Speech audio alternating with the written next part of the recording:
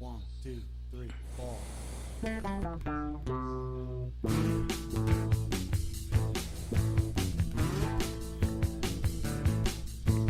gave you all I had to give, and I done the best I can. So now it's up to you to finish what I began. Yes, I will always love you, and I'll be there just for you. So in all that you do, my child, to yourself you must be true. So promise me that you will fight for what it is that you believe. No matter what you do in life, it's in the giving that you'll receive. Wherever the road may take you, those you meet along the way, promise me that you will count your blessings every day. And a very good day to you, or evening, or afternoon. I am Jason Hawes, back here after being gone for a little while, admittedly, on American Faith Today.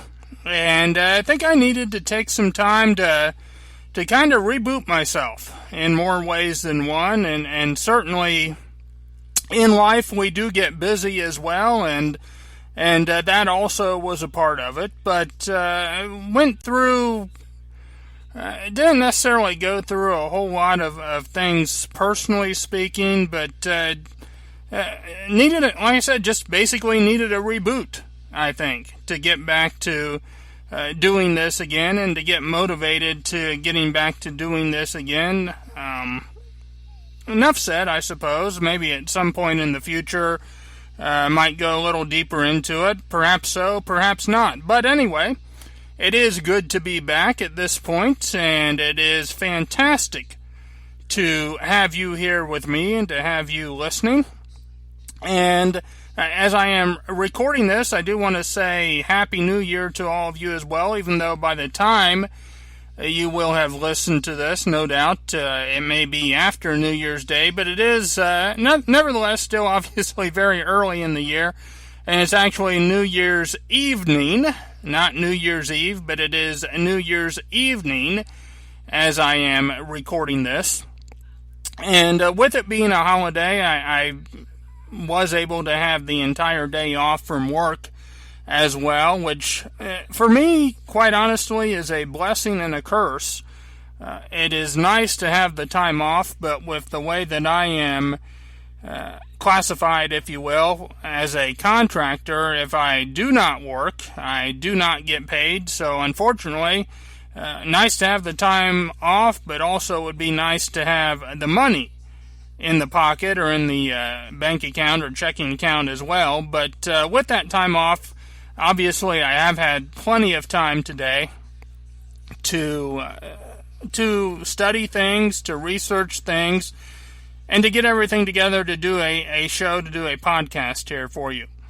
And I've got one specific subject that I'm going to be talking about and covering this evening, which for me is a little bit rare. A lot of times I will take a few different topics or a few different subjects, and that all do connect, but a few different news stories that I try to mold together and squeeze into 45 minutes and do a fairly good job of it, I suppose, more often than not. But a lot of times there might be one or two things that I would have liked to get into a podcast that gets left out.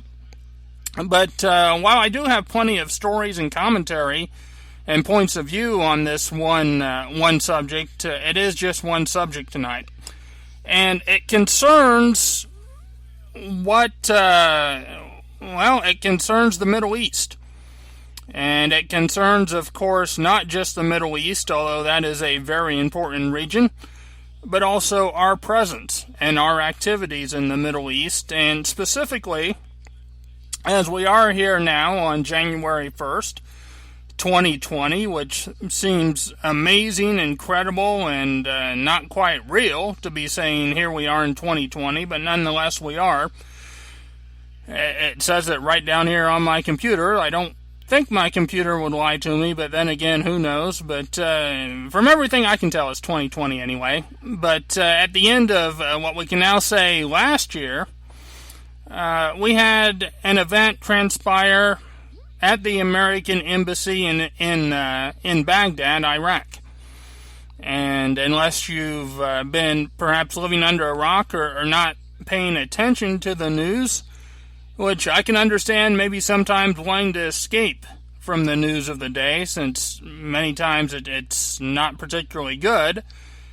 But as watchmen, those of us who would call ourselves or try to be as such, and as those that just want to try to understand what goes on in the world today, and certainly important to try to keep tabs on it, at least however much of it we can bear. I'll put it that way. And at the tail end now of last year in Baghdad, we have our embassy there, and we had protesters outside of that embassy apparently force their way in. Now, this was not, of course, as you hopefully know, this was not another Benghazi situation, and we can be thankful and thank God for that. It was, as far as I know, they did not even have any weapons. They did cause some damage and mild destruction and so forth, but to the best of my knowledge, no one died, no one injured, but they did have protesters get into our embassy in Baghdad, Iraq. And naturally, since it deals with that part of the country, and naturally with this administration, naturally with this Secretary of State, naturally with this president, and I will even say with our media, because if you pay attention, and if you've read any of the headlines or news stories, if you've maybe seen or heard something on television or on the radio, everyone, administration, and media is pretty much lined up to say that this was all Iran's doing, or this was all due to an Iranian-backed and funded militia in Iraq. And naturally, right now, they continue to push to try to get us into a war with Iran. And anything that happens in the Middle East, Iran gets the blame for it. It used to be, not all that long ago, anything that happened in the Middle East, or certainly anything that happened in Syria, Assad got the blame for it, and the Syrian government got the blame for it, and who knows, at some point we may revisit that, go down that road once again. But these days they're trying to do whatever they can to justify whatever actions they would choose to use, which I certainly believe they want to use military actions against Iran. But thus far, the people haven't fallen for it. Other nations, by and large, have not fallen for it, and so they have not been able to accomplish it.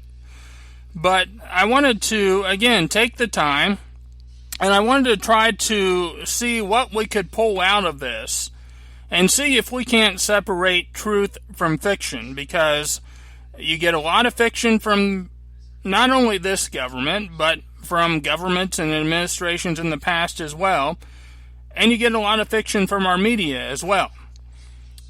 And we need to try to, as best we can, get a view and get some reports and get some sources that actually are there in the region, or that actually are perhaps more of an unbiased voice and view in the region, that are as close to real news as we can possibly get. And let's try to do a little bit of figuring, do a little of putting two and two together and connecting the dots along the way as well if we can.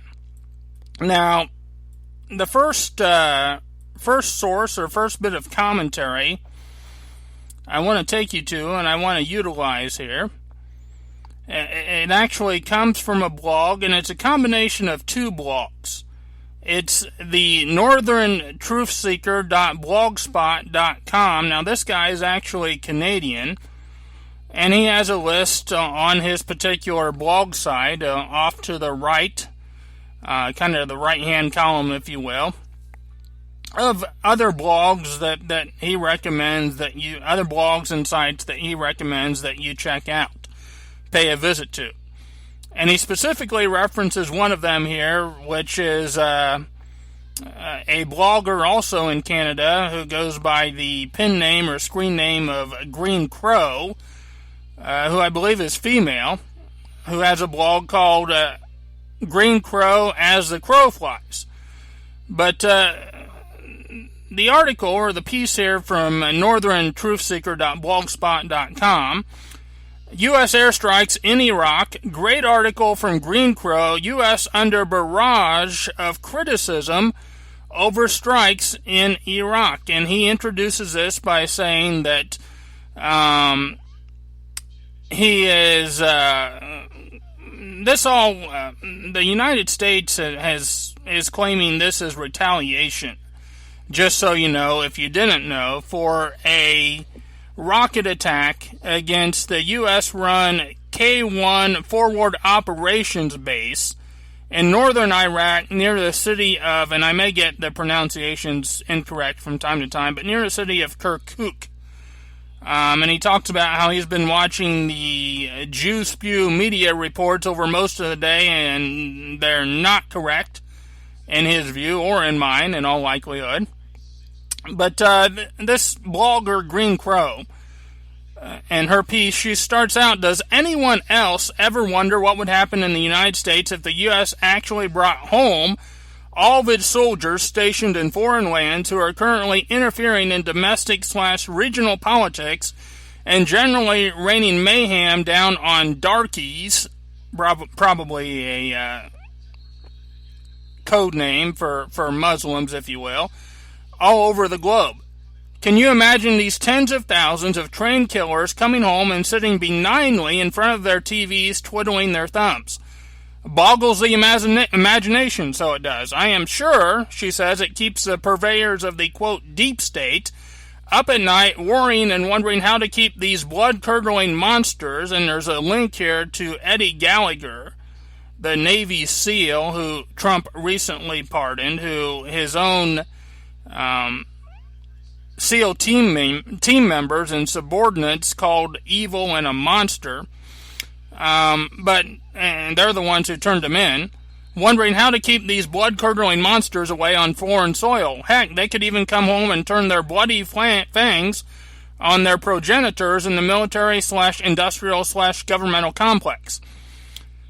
In the latest example of what they might be up to if brought back home to U.S. real, kind of a combination of USA and Israel, a few days ago, some American military pilots attacked some Iraqi National Guard-style militia in Iraq.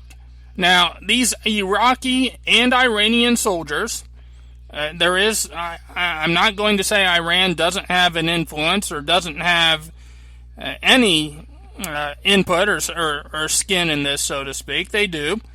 Called the Popular Mobilization Forces, were actually set up according to an agreement between the Americans and the Iraqi government after the illegal Iraqi war, quote, ended, and the Americans pretended to end their illegal occupation of Iraq.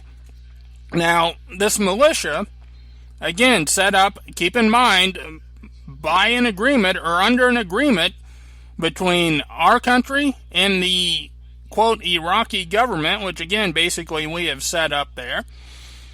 And they were mobilized specifically to, or at least the official narrative would be, they were mobilized and they were created to fight against ISIS. And actually, as far as that goes, they have fought against ISIS. But she goes on to say that, but again, keep that in mind as well. This is a group that we attacked that has been fighting against ISIS, who supposedly are the whole reason that we are over there to fight ISIS. She goes on to say, well, most Sentinel folks knew that agreement to